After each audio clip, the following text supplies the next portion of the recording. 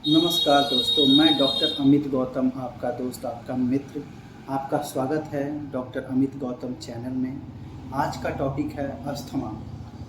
पुराना से पुराना अस्थमा हो, नया हो, सब में आज जो मैं मेडिसिन बताऊंगा बहुत ही अच्छा वर्क करता है। तो बात करते हैं अस्थमा होने का कारण। अस्थमा बचपन में होने वाले निमोनिया, उसके चलते भी हो सकता है। यहाँ तक कि जो निमोनिया होने के बाद बच्चों को इंजेक्शन लगा देते हैं हम लोग। इंजेक्शन लगाने के चलते वो कफ तो निकल नहीं पाता है, जो सूख जाता है। बाद में चल के वो सांस में प्रॉब्लम आने लगता है, सांस फूलने लगता है, अस्थमा की प्रॉब्लम आ जाती है।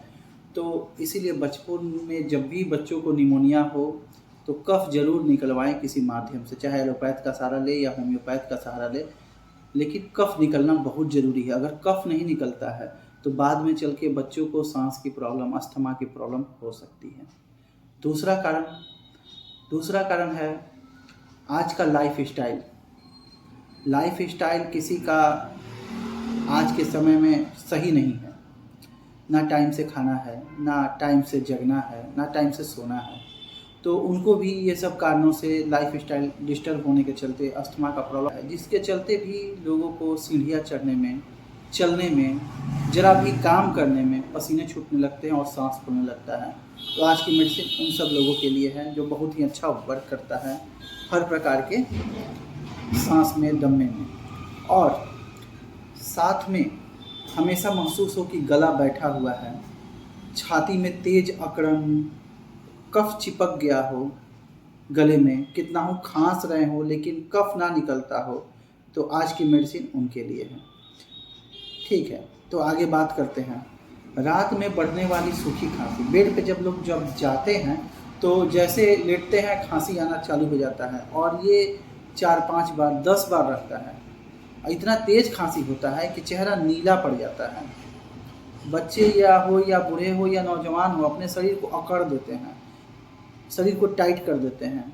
तो आज की दवा उनके लिए है। दवा का मैं नाम बताऊं उससे पहले आपको एक बात और बता दूं, ये मेडिसिन कोई भी व्यक्ति यूज कर सकता है, चाहे बच्चे हो, नौजवान हो या बुजुर्ग हो। मैं हमेशा तीनों लोगों के लिए बताता हूँ। तो आज की मेडिसिन है जस्टिसिया एनाटोडा मदर टिंचर। इसको 20-20 बूंद दिन में 4 बार लीजिए। जिनको नई खांसी है और जिनको काफ़ी पुरानी खांसी है और जल्दी राहत चाहते हैं, तो उनको हर 2-2 घंटे पे 20-20 बूंद लेना है हल्के गर्म पानी से। देखेंगे 2 से 3 दिन में उनका बलगम जितना चिपका हुआ था वो सारा निकल गया और उनकी खांसी ठीक हो गई। एक बात और, आप वीडियो पूरा देखें, आपको और भी जानकारी मिलेगी इस वीडियो में। खांसी के साथ अगर बलगम में रक्त मिला आता है, ब्लड अगर आ जाता है, तो आप इससे घबराएं नहीं। इसी मेडिसिन से वो भी ठीक हो जाएगा आपका प्रॉब्लम। हाँ, जिनको टीबी का नया अटैक हो उनके लिए भी जस्टिसिया एडाटोडा बहुत ही अच्छी, बहुत ही कारगर मेडिसिन है। जिनको हमेशा सर्दी, खांसी, ब्रोंकाइटिस, निमोनिया, गला बैठा हुआ, हमेशा थकान, कमजोरी महसूस होता है, उनके लिए भी जस्टिसिया एडाटोडा रामबाण काम करती है। आप यूज करके देखें। भाइयों जो प्रैक्टिस करते हैं वो भी इसका यूज करें, और जस्टिसिया एडाटोडा तो घर पे सबको रखना चाहिए हम बोलेंगे, क्योंकि जब क्लाइमेट चेंज होता है, जब वेदर चेंज होता है तो खांसी हो ही जाती है।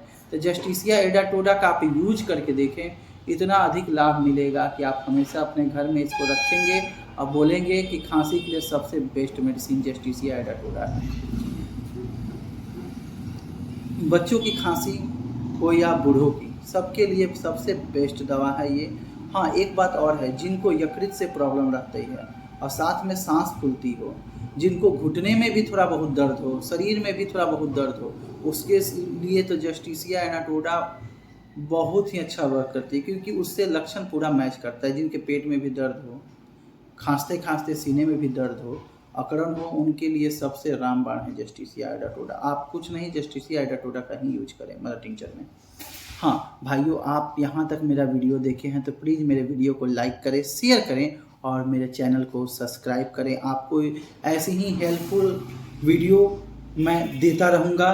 और अगले वीडियो में मिलेंगे फिर से। Thank you.